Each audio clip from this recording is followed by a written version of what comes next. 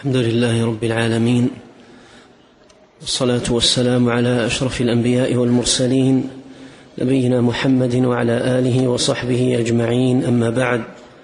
فيقول الإمام ابن قيم الجوزية رحمه الله: فصل: والطائفة الثانية الذين حكى عنهم العشق هم اللوطية، كما قال تعالى: وجاء أهل المدينة يستبشرون قال إن هؤلاء ضيفي فلا تفضحون واتقوا الله ولا تخزون. قالوا أولم ننهك عن العالمين قال هؤلاء بناتي إن كنتم فاعلين لعمرك إنهم لفي سكرتهم يعمهون. فهذه عشقت فحكاه هذه الأمة صلى الله عليكم فحكاه سبحانه عن طائفتين عشق كل منهما ما حرم عليه من الصور ولم يبالي بما في عشقه من الضرر. الحمد لله رب العالمين، وأشهد أن لا إله إلا الله وحده لا شريك له، وأشهد أن محمدا عبده ورسوله صلى الله وسلم عليه وعلى آله وأصحابه أجمعين. أما بعد، ذكر المصنف رحمه الله تعالى في الفصل الذي قبل هذا أن الله سبحانه وتعالى حكى هذا المرض الذي هو العشق عن طائفتين من الناس، هم اللوطية والنساء، ثم ذكر ما يتعلق بعشق امرأة العزيز ليوسف عليه السلام، والذي دفعها لمراودته عن نفسه إلى أن وصل الأمر بها إلى أن سجنته وأمرت بسجنه لأنه لم يقبل على ما طلبت ولم يقبل ما دعته إليه.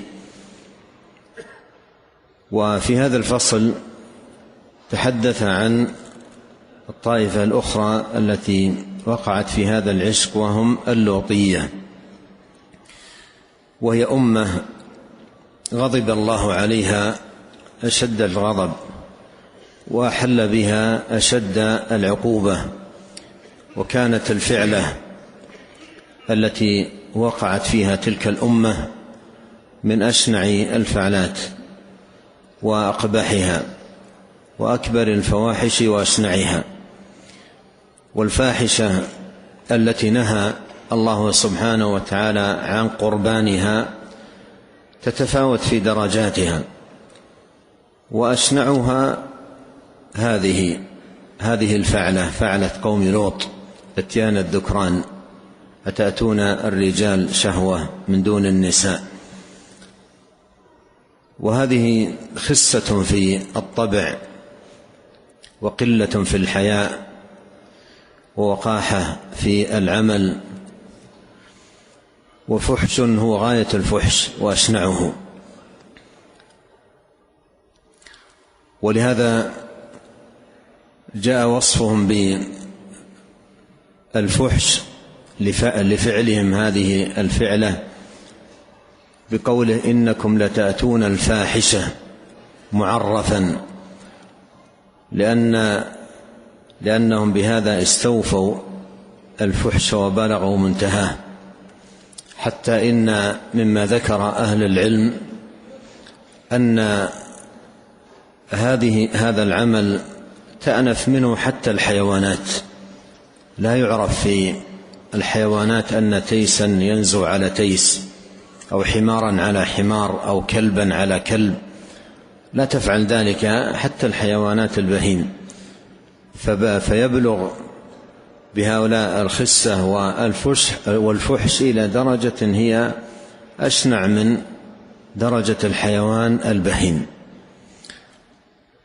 هذه الطائفة بليت بعشق الصور والتعلق بها، فأوصلهم هذا العشق إلى هذا الفعل المنكر والفاحشة التي ما سبقهم بها أحد من العالمين. حكى الله في القرآن عنهم، عن هذه الأمة، العشق، كما قال الله عز وجل: وجاء أهل المدينة يستبشرون، وذلك عندما جاء أضياف من الملائكة إلى بيت لوط عليه السلام، جاءوا على صورة شبان حسان ملاح، فجاءوا إلى بيته على هذه الصورة، فبلغ ذلك قومه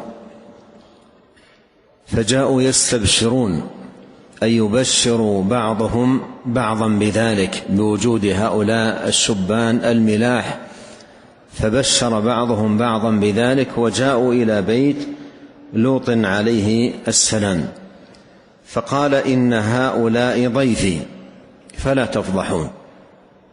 هؤلاء ضياف نزلوا علي، والضيف له حق من الإكرام والإحسان والصيانة والرعاية وغير ذلك. واتقوا الله ولا تخزون. وعظهم بأمرين: بالتقوى التي من وفق لها صرفت عنه الفحشاء والمنكر، وأن يخزوه في ضيفه، ولا تخزون أي في ضيفي. فإن لم يردعكم رادع التقوى، تقوى الله عز وجل، فلا يردعكم عدم إيقاعي في خزي مع هؤلاء الأضياف الذي نزلوا علي في بيتي أضيافا علي، ولا تخزون. قالوا: أولم ننهك عن العالمين؟ أولم ننهك عن العالمين؟ قيل: ننهك أن تأتي بأضياف، وأن تضيف أحدا، تستضيف أحدا، نهيناك عن ذلك. أولم ننهك عن العالمين؟ قال: هؤلاء بناتي إن كنتم فاعلين. قال: هؤلاء بناتي إن كنتم فاعلين. دعاهم إلى الزواج الذي يكون به الإحصان والعفة، دعاهم إلى ذلك، وأن يأتي كل هذه الشهوة في أهله زوجه. فقال: هؤلاء بناتي إن كنتم فاعلين، دعوة إلى الإحصان بالزواج والإعفاف بالنكاح. هذا هو المراد، هذا هو المراد بالسياق هنا.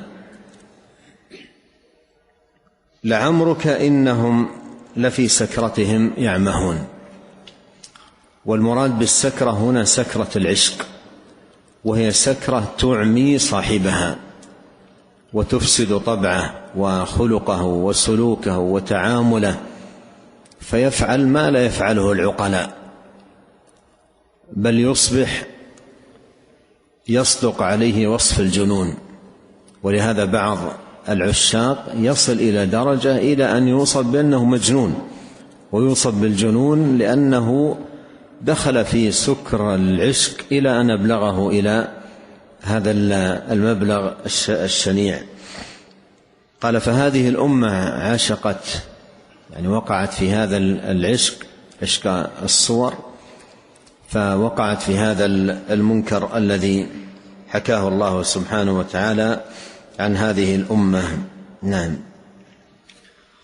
قال رحمه الله: وهذا داء أعيا الأطباء دواؤه، وعز عليهم شفاؤه، وهو لعمر الله الداء العضال والسم القتال، الذي ما علق بقلب إلا وعز على الورى استنقاذه من إساره، ولا اشتعلت ناره في مهجة إلا وصعب على الخلق تخليصها من ناره. نعم. ولهذا من الخير العاقل الناصح لنفسه ألا يضع قدمه في هذا الطريق وهذا المسلك المردي المهلك، لأنه يوصل بصاحبه إلى هذه الهلكة وإلى أمر يستعصي علاجه على الأطباء، أي أطباء القلوب. نعم.